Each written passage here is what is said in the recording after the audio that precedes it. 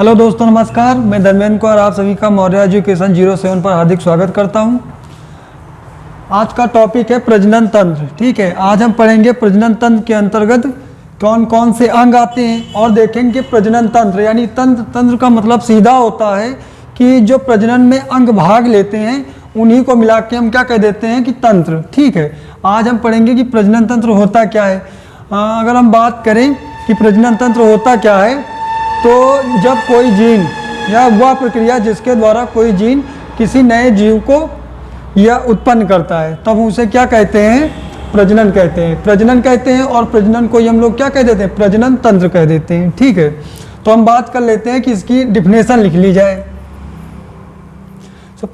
वह प्रक्रिया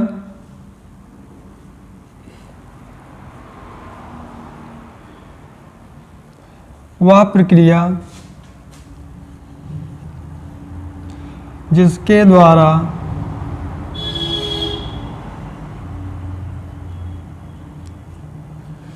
द्वारा कोई जीव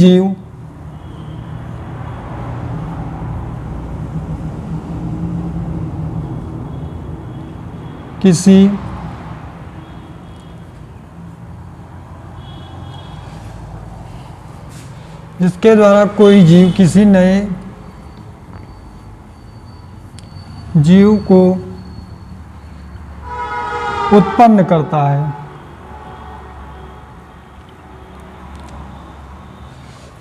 या फिर हम कह सकते हैं कि कोई जीव जब किसी नए जीव को उत्पन्न करता है, या फिर कह सकते हैं या कोई जीन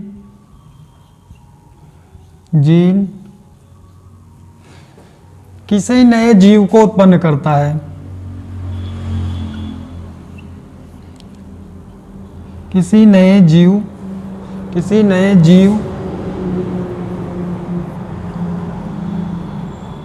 को उत्पन्न करता है।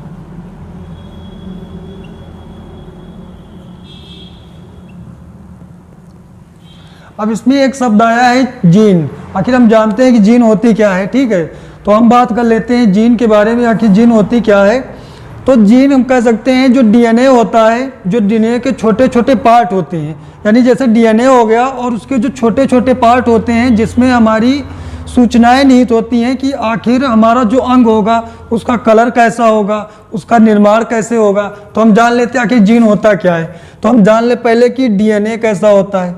तो डीएनए के बारे में हम जान लेते हैं। एक ऐसी संरचना होती है डीएनए, और डीएनए में ही क्या होता है, जीन पाया जाता है। ये हो गया आपका डीएनए, और इसी डीएनए होता है, और इसी डीएनए में जो इसके छोटे छोटे पार्ट होते हैं, ये जैसे एक पार्ट ये हो गया, एक हम ये मान लेते हैं, इसी तरह एक ये मान लेते हैं। छोटे छोटे ऐसे पार्टों में जो ये बटा होता है इन्हीं को हम कहते हैं जीन। और यही होते हैं क्या, वंशानुक्रम के एक प्रकार से वाहक होते हैं, यानी वंशानुगत करते हैं एक संदेश को दूसरे संदेश में। संदेश को हम एक प्रकार से कह सकते हैं जैसे क्या हुआ कि हमारे बाल कैसे होंगे। ठीक है, ये सब का निर्धारण कौन करता है, जीन करता है। और इसी डीएनए में छोटे छोटे पार्टों के रूप में यही संदेश निहित होते हैं।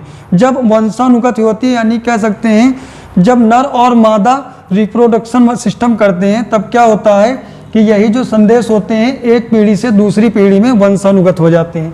ठीक है, तो ये हो गया। अब आगे चलते हैं।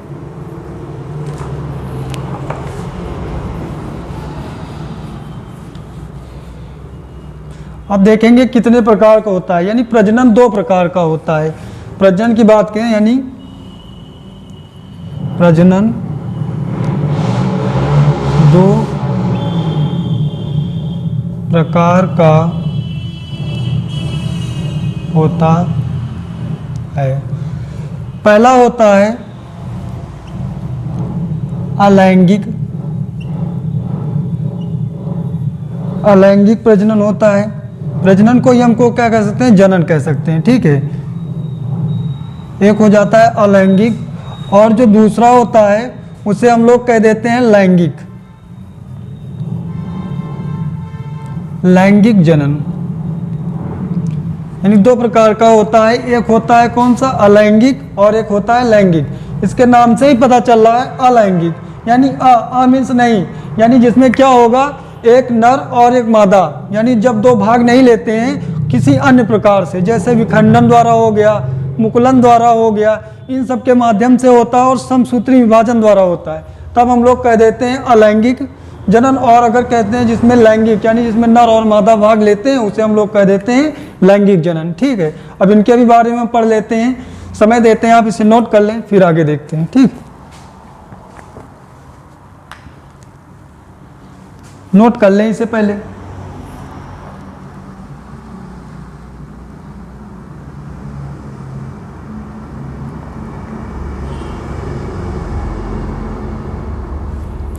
चलो ठीक है, आगे देखते हैं भाई।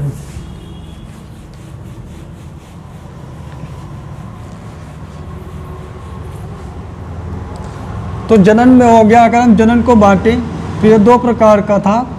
एक तो हमारे पास कौन सा था, एक की बात करें तो एक हमारे पास था अलैंगिक, एक था अलैंगिक, और जो दूसरा हमारे पास था लैंगिक, लैंगिक जनन। ठीक है, अलैंगिक जनन में अगर बात करें तो हम किस किस की बात करने वाले हैं, तो पहला इसमें कैसे होता है, विखंडन द्वारा होता है, विखंडन द्वारा जनन। और दूसरा होता है कलिकोत्पादन द्वारा,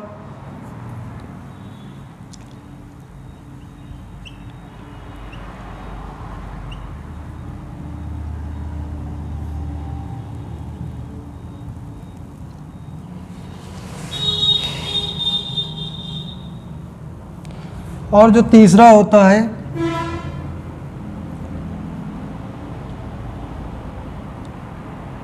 पुनरुद्भवन द्वारा होता है। अब बात करें विखंडन द्वारा, ऐसे कौन से जीव होते हैं जिनमें विखंडन द्वारा होता है। एक तो हमारा आ जाता है, जिसमें अगर हम बात करें तो पहला हमारा आ जाता है जिसमें हम बात करें पैरामीशियम, यानी पैरामीशियम में कैसा होता है, विखंडन द्वारा। अब विखंडन कैसे होता है ये भी हम बात करें तो जैसे एक एक के बारे में बात कर लेते हैं। और जो लैंगिक होता है इसकी बात करें, इसमें दो लोग भाग लेते हैं, एक होता है हमारा नर और दूसरा होता है मादा। और संलयन की प्रक्रिया द्वारा क्या होता है, और संलयन की प्रक्रिया द्वारा युग्मज का निर्माण होता है, जिसे हम लोग कहते हैं जायगोट। ठीक है, तब हम लोग कहते हैं कैसा, लैंगिक। और इसमें बात करें कैसे, विखंडन द्वारा हो गया, कलिकोत्पादन द्वारा हो गया और पुनरुदन द्वारा हो गया। एक एक के बारे में जान लेते हैं अलैंगिक जनन में, तीनों के बारे में नोट कर लें इसे, फिर आगे बढ़ा जाए, समय देते हैं।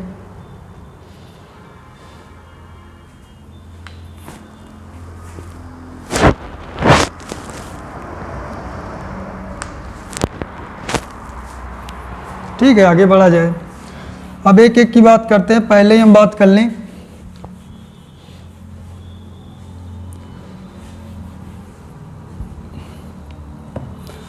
अलैंगिक में। पहला हमारा था विखंडन द्वारा। विखंडन में अगर हम बात करें, मैंने बताया जैसे पैरामीशियम, पैरामीशियम में अगर बात करें तो कुछ इस आकार का, कोई आकार नहीं होता है, क्योंकि ये क्या होता है, एक कोश की जीव होते हैं, और एक कोश की जीवों का कोई आकार नहीं होता है। और क्या करते हैं, इसमें एक पाया जाता है क्या, केंद्रक, केंद्रक पाया जाता है। और इसमें क्या होता है, धीरे धीरे इनकी जो एक प्रकार से कह सकते हैं जो इनका आकार होता है उसमें परिवर्तन आता है, और कुछ ये इस आकार के हो जाते हैं, इस आकार में हो जाते हैं। और जो केंद्रक होता है वो भी इस टाइप का हो जाता है। और जैसे ही ये प्रक्रिया और दूसरा, यानी ये पहले पर ऐसे और दूसरी स्थिति में ये ऐसे हो जाते हैं, और एक स्थिति ऐसी आती है जब ये एकदम लंबाकार हो जाते हैं, और जो इनके अंदर केंद्रक पाया जाता है वो भी लंबा हो जाता है, और ये टूट जाते हैं, टूट करके ये एक नए जीव का निर्माण करते हैं। ठीक है, तो इस प्रकार से हम देख सकते हैं कैसे हुआ। पहली स्थिति इसकी कैसी हुई, देखो कुछ गोलाकार था, दूसरी बार इसका आकार कैसा हो गया, कुछ लंबाकार, और तीसरी बार उससे भी ज़्यादा लंबाकार, और ये टूट गए। टूटने के बाद क्या हुआ, नए जीव का निर्माण हो गया। दूसरा इसमें आया था, जो दूसरा हमारे पास था कलिकोत्पादन।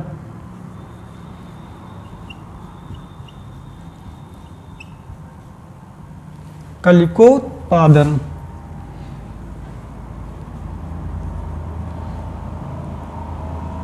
ठीक है, इसकी बात करें तो इसके नाम से ही पता चल रहा है कलिकोत्पादन। यानी क्या होगा, जो इसमें जीव पाए जाते हैं, जैसे हमारा हाइड्रा पाया जाता है, या साइपस एक जीव होता है, उसमें कुछ इस प्रकार की संरचना होती है, ऐसे होती है कुछ संरचना, और इसमें कली के आकार का कुछ ऐसे बना होता है, ये इस टाइप का बना होता है ये।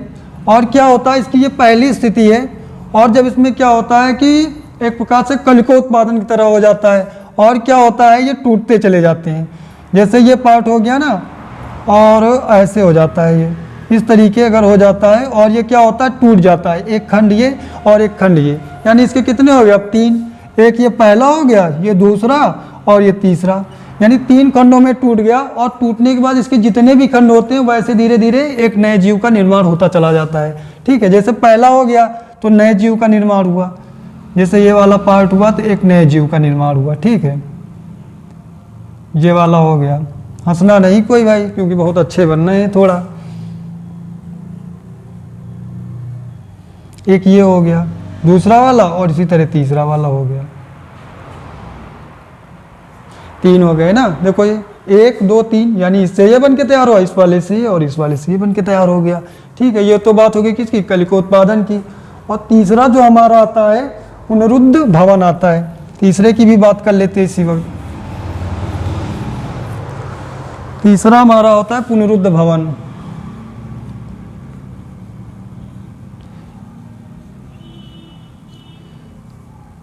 इसमें हमारा आ जाता है कौन सा, हाइड्रा में क्या होता है, मुकुलन। जैसे क्या होता है कि जैसे हमारी अदरक होती है और उसे एक अनुकूल वातावरण मिले तो उससे क्या होता है कि छोटी छोटी, जैसे हम लोग अपनी भाषा में कहते हैं आंखें निकल आती हैं ना, वैसे इसमें क्या होता है, एक पौधे से आंखों की टाइप के कुछ निकल आते हैं, और उसी से धीरे धीरे विखंडन हो जाता है और नए जीव का निर्माण हो जाता है। तो देख लेते हैं इनकी संरचना किस प्रकार की होती है। संरचना की बात करें तो पहले ये एक पौधे के टाइप के होते हैं, जैसे कि ये पौधा हो गया और इसमें ऐसे ऐसी कलियां निकली रहती हैं, है ना, ये पहली स्थिति हो गई। और दूसरे में क्या होता है, कुछ इस टाइप के बन जाते हैं, और यहाँ से एक छोटी सी कली निकल आती है। अगर बात करें तो कुछ कली निकल आती है और इस टाइप के हो जाते हैं कुछ। ठीक है, छोटी सी कली निकल आती है, और यही कली क्या होती है, तीसरे स्टेप में क्या होती है, बाहर आ जाती है, इस टाइप की हो जाती है। ठीक है, यानी एक नए जीव का निर्माण हो जाता है। ये इसकी पहली स्थिति, और ये दूसरी, और ये इसकी तीसरी हो गई, है ना। तो ये पुनरुद्धान की बात करें तो इस टाइप की होते हैं। अब बात कर लेते हैं लैंगिक जनन में। ठीक है, नोट कर लें, समय देते हैं, नोट कर लें, फिर आगे बढ़ा जाए ना।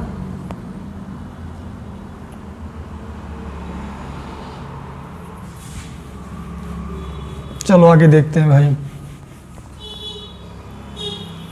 अब जाता है लैंगिक, आ जाता है। ठीक है, अब लैंगिक की बात कर लेते हैं।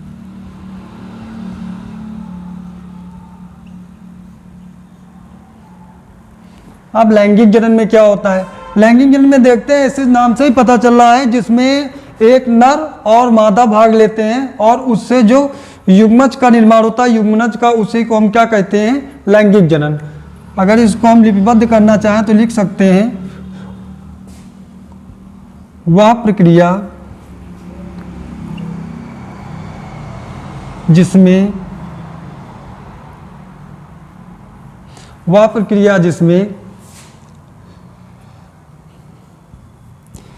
नर और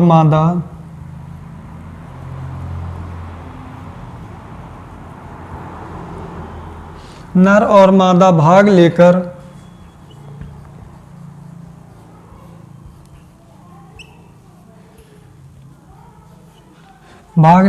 संलयन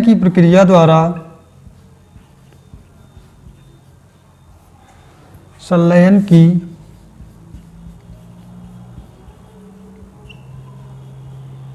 प्रक्रिया द्वारा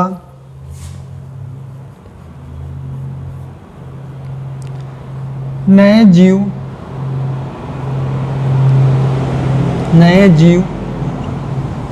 को आप कहीं कहीं पर देखेंगे, आपको मिलता है क्या, संतति को हम लोग क्या कहते हैं, जीव। ठीक है, अगर कहीं पर ये मिल जा रहा है तो आप परेशान मत होइएगा, क्योंकि किसी की संतति को हम लोग क्या कह देते हैं, जीव। यानी किसी नए जीव को उत्पन्न करते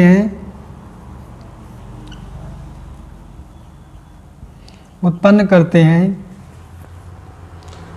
तो उसे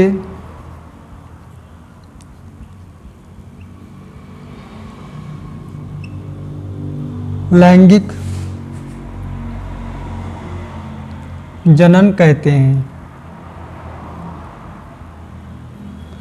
अब लैंगिक जनन क्या कहते हैं, इसे हम लैंगिक जनन हो गया, जैसे हो गया नर, और अगर आगे बात करें हो गया मादा। और क्या होता है, एक नर और मादा में दोनों में जो गुणसूत्रों की संख्या होती है वो 46 होती है, ठीक है। यानी हो गया, अगर बात करें इसमें गुणसूत्रों की संख्या कितनी हो गई, इसमें 46 हो गई इसमें, और इस वाले में भी क्या होती है भाई 46। यानी अगर नर की बात करें तो 46 और मादा की बात करें तो 46, और ये 2n के फॉर्म में होती है। किस में होती है, 2n के फॉर्म में होती है दोनों में, और 2n में होती है। और जब दोनों में क्या होता है, अर्धसूत्री विभाजन होता है, यानी ये क्या हो जाते हैं, 23 एक तरफ आ गए और 23 अलग हो गए। और इसी में क्या होता है, इसमें भी 2 पार्ट हो गए, 23 ये और 23 ये हो गए। और क्या होता है, अर्धसूत्री विभाजन हुआ, और अर्धसूत्री विभाजन के द्वारा क्या होता है, अर्धसूत्री विभाजन में क्या, शायद आ नहीं रहा होगा, थोड़ा ऊपर लिख देते हैं, ठीक है, समझ लीजिएगा। यानी हो गए कितने, 46 हो गए। यानी अगर देख लें तो क्या हुआ, नर की तरफ से 23 आए और इधर से भी देखें 23 आए, और कुल मिलाकर कितने हो गए 46, और ये किस में हो गए, 2n की फॉर्म में हो गए, है ना। और इसे हम लोग क्या कहते हैं, युग्मनज, क्या कहते हैं, युग्मनज। और इंग्लिश में बात करें इसे कहते हैं हम लोग जायगोट। यानी देख लें 23 गुणसूत्र इधर से आए और 23 इधर से आए, और दोनों को मिलाकर 46 हो गए, है ना। और 2n के फॉर्म में भी हो गए, यानी युग्मनज का निर्माण हो गया, ठीक है। तो ये तो हो गई लैंगिक जनन की बात।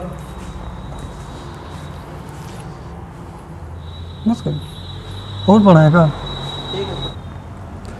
चलो अब आगे देख लेते हैं कि लैंगिक जनन में भाग लेने वाले अंग कौन कौन से होते हैं, ठीक है। तो हम इनको 2 पार्टों में बांट सकते हैं। अगर 2 पार्टों में देखें तो बांट सकते हैं, एक हो जाएगा नर और दूसरा हो जाएगा मादा, है ना। तो नर की बात करें तो इनको भी फिर 2 भागों में बांटा गया, एक हो जाता है प्राथमिक जनन अंग और दूसरे हो जाते हैं द्वितीयक जनन अंग, है ना। तो इसमें पहला आ जाता है वृषण, ठीक है, और इसे हम लोग इंग्लिश में कहते हैं टेस्टिस कहते हैं, ठीक है। और ये क्या होता है, जोड़ी में होता है, और इसका कार्य क्या होता है, शुक्राणुओं का निर्माण करना और नर हार्मोन्स का निर्माण करना। अगर हम द्वितीयक में बात करें तो पहला हो जाता है अधिवृषण, और दूसरा हो जाता है शुक्रवाहिनी, तीसरा हो गया शुक्राशय, चौथा हो गया प्रोस्टेट ग्रंथि, और 5वां हो गया कॉपर ग्रंथि, ठीक है। अगर बात करें मादा में, इनको भी 2 भागों में बांटा गया है। पहले हो जाते हैं प्राथमिक जनन अंग और दूसरे हो गए द्वितीयक जनन अंग। इसमें कौन सा आता है, पहला आ जाता है अंडाशय, और अंडाशय का कार्य क्या होता है, वो पहला कार्य इसका होता है मादा युग्मक का निर्माण करना, और दूसरा होता है मादा हार्मोन्स का निर्माण करना। इसमें हम देख लेते हैं, इसमें आ जाती है फैलोपियन ट्यूब आ जाती है, गर्भाशय और योनि, ठीक है। अभी तो इसमें क्या हुआ है, मैंने 2 पार्टों में ही बांटा है। अभी इसका हम लोग स्ट्रक्चर बनाएंगे और एक एक भागों को देखेंगे और एक एक भागों के बारे में अच्छे से लिखेंगे, ठीक है। फिर हम आगे बात करेंगे। आज की क्लास को यहीं तक रखते हैं, जो आगे हम देखेंगे वो अगली क्लास में, ठीक है। ठीक है, धन्यवाद।